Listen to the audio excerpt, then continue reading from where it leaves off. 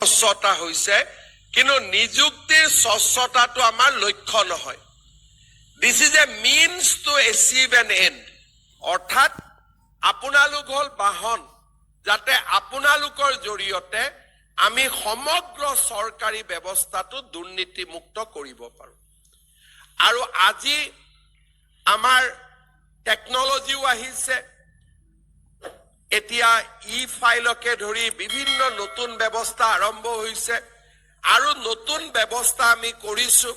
আপোনালোক জয়েন কৰাৰ লগে লগে এটা প্লেটফৰ্ম পাব আইগট প্লেটফৰ্ম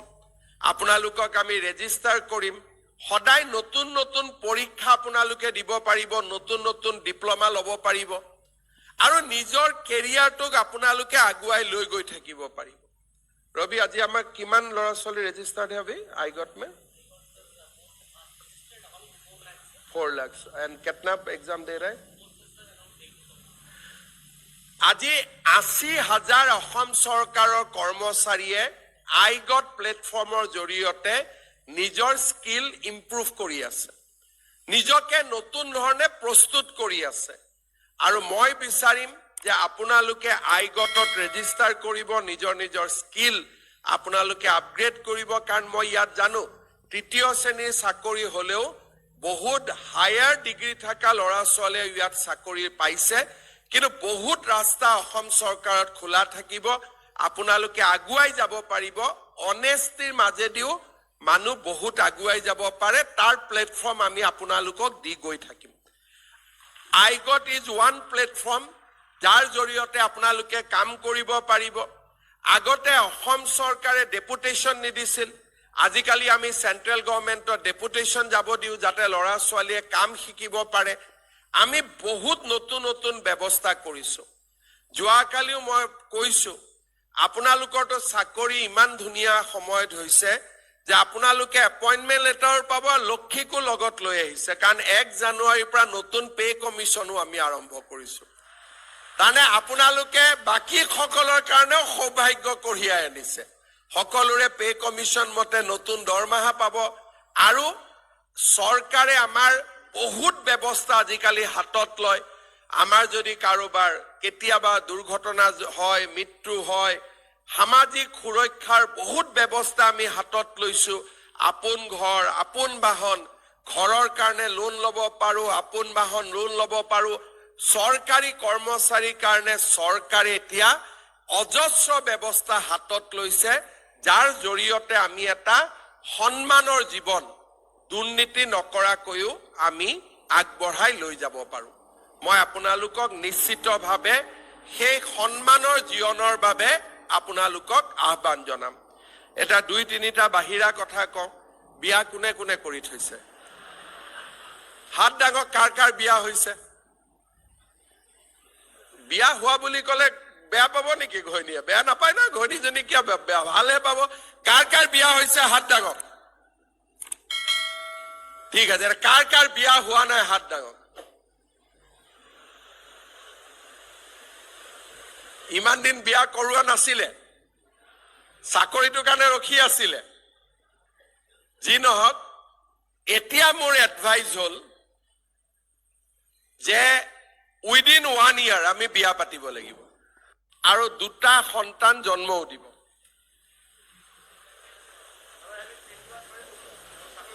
নাই 3টালৈকে পাৰিলেও নালাগে 2টা ঠিক আছে 2টাতকৈ বেছি নালাগে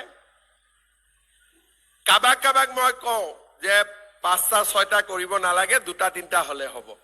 কিন্তু আমাৰ ইয়াত যিসকল আছে চাকৰিটা কৰি পালে এটা জন্ম দিয়ে মানে এটা দিওঁতে বহুত কষ্ট গতিকে 2টা 3টা বাচ্চা 3টা নালাগে 2টা বাচ্চা হ'ব লাগিব 3 নম্বৰ চাকৰি পোৱাৰ পিছতে এটা ভেজাল আহে ট্ৰেন্সফাৰৰ কাৰণে মনটো কুটকুটাই থাকে যতে এপইন্টমেন্ট লেটাৰখন পাওঁ যেতিয়ালৈকে নিজৰ ঘৰলৈকে আহিব নোৱাৰো তেতিয়ালৈকে মনটো ভাল নালাগে এতিয়া আমি কৰিছো কি নিযুক্তিত যেনেকে আমি স্বচ্ছতা আনিছো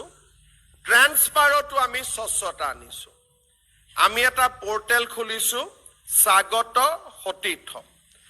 বছৰত আমি 2বাৰ পোৰ্টেলটো মুকলি কৰিম মে মাহ আৰু ফেব্ৰুৱাৰী 1 ফেব্ৰুৱাৰীত এতিয়া আমি মুকলি কৰি দিম আপোনালোকে জইন কৰাৰ পিছত পৰ্টেলটোৰ কাম কি যে মই শিলচৰত আছো মই বঙাইগাঁৱত যাব খোজো মই ৰেজিষ্টাৰ কৰিম বঙাইগাঁৱত যোৱাজনে ক'ব মই শিলচৰত যাব খোজো কেতিয়াবা ডাইৰেক্ট 1-to-1 নহয় বঙাইগাঁওজন তেজপুৰত যাব খোজে তেজপুৰজন লখিমপুৰত যাব খোজে লখিমপুৰজন শিলচৰত আহিব খোজে 4টা-5টা ৰাউণ্ড মাৰিলেও সেই নেতা হয় আমি চৰকাৰত নিয়ম কৰিছো যে এতিয়া আৰু আমি ট্ৰান্সফাৰৰ ফাইল প্ৰসেস নকৰো এইটো আমি একেবাৰে বন্ধ কৰি দিব খুজিছো মে আৰু ফেব্ৰুৱাৰী মাহত আপোনালোকে নিজেই এপ্লাই কৰিব আৰু মেথছ মেকিং কৰিব আৰু যাৰ ট্ৰান্সফাৰ অৰ্ডাৰ ওলাব সি নিজে নিজে ট্ৰান্সফাৰ পাই যাব কোনো অফিচত গৈ খাতিৰ কৰিব নালাগে যোৱা বছৰ আমি মে মাহত এই বছৰৰ মে মাহত আমি 10,000 যুৱক যুৱতীক এনেকে আমি ট্ৰান্সফাৰ দিছো 10,000 যুৱক যুৱতী নহলে ট্ৰান্সফাৰতো 50,000 1 লাখ 2 লাখ টকা খৰচ হয়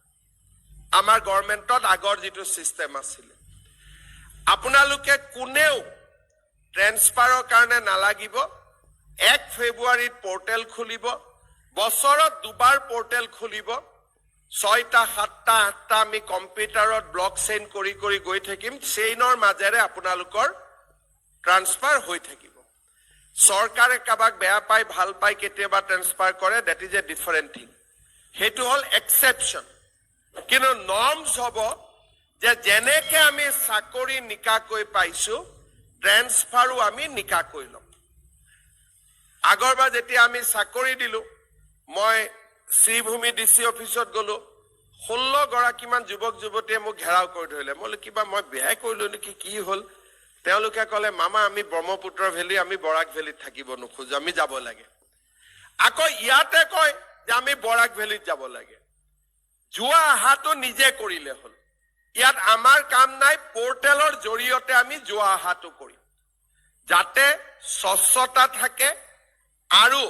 আমি নিজৰ ভিতৰতে অহা যোৱা কৰিব পাৰো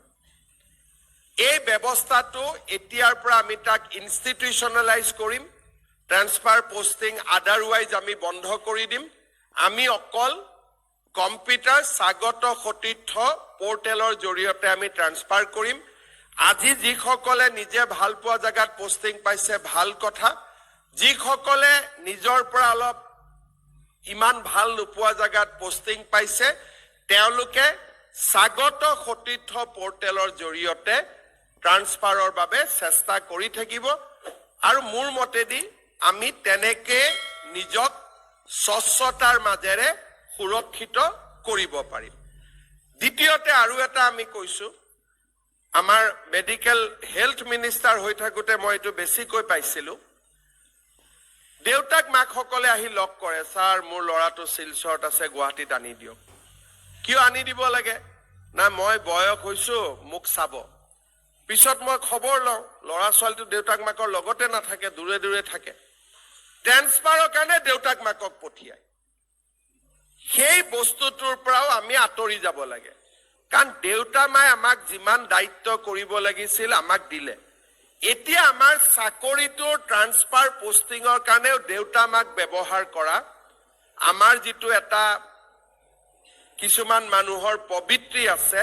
সেইটোৰ পৰা আমি দূৰত যাব লাগে কাৰণ দেউতা মাক আগত আহিলে ময়ো হা না মন্ত্ৰীসকলে হা না ক'ব নোৱাৰে আৰু এটা অস্বস্তিকৰ পৰিবেশ হয়